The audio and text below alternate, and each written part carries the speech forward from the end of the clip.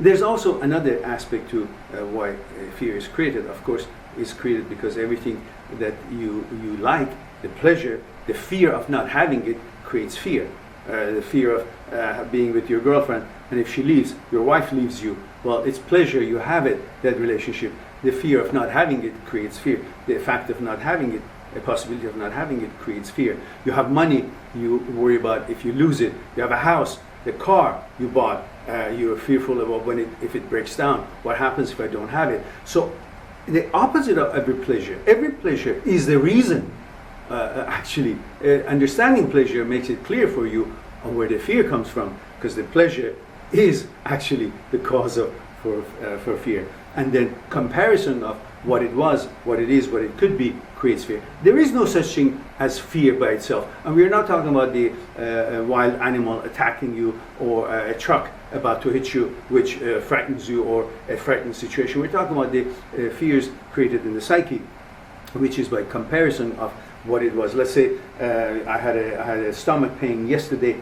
I don't have it now, but I'm wondering if I would have it tonight or I would have it tomorrow. So the comparison going to my memory, remembering the pain or the discomfort that I had, that is in the past, because I'm thinking about the past, and memory is the past. So I'm thinking the memory is the past, so I'm in the past. Like, the time is there. Now comparing to what it is now, I don't have that pain, and then wondering about tonight or tomorrow, will I have it or will I still be okay? I've created time. So comparing what it was to what it is, what it could be or what it will be, is creating a fear.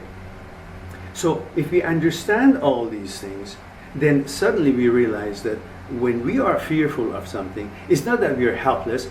If we pay attention to it, how it is created, by knowing this knowledge of what we just talked about, the opposite of the pleasure creates the fear, worrying about what it was, what it is, what it could be, creates the fear. Then we know we are not so helpless, because we understand how it was created.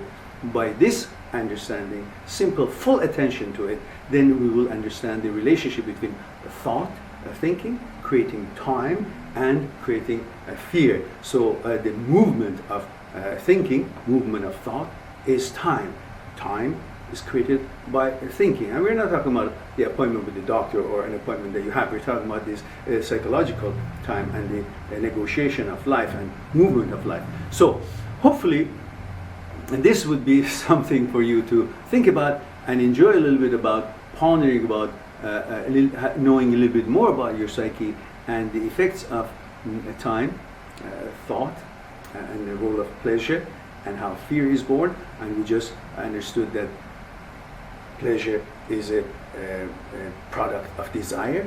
Desire, after pleasure is created, is recorded. The pleasure is recorded in memory. Memory wants it to continue, tells the thinking to continue this, but keep thinking about it, keep it alive. And the thinking compares it when it was, what it is, what it could be, how I can do it, and that is the relationship between thought and pleasure and time. And of course that is the same similar formula that fear is created. So hopefully that was a short discussion about fear, and in the next section we'll talk about other things. Hope you have a wonderful week, and talk to you soon.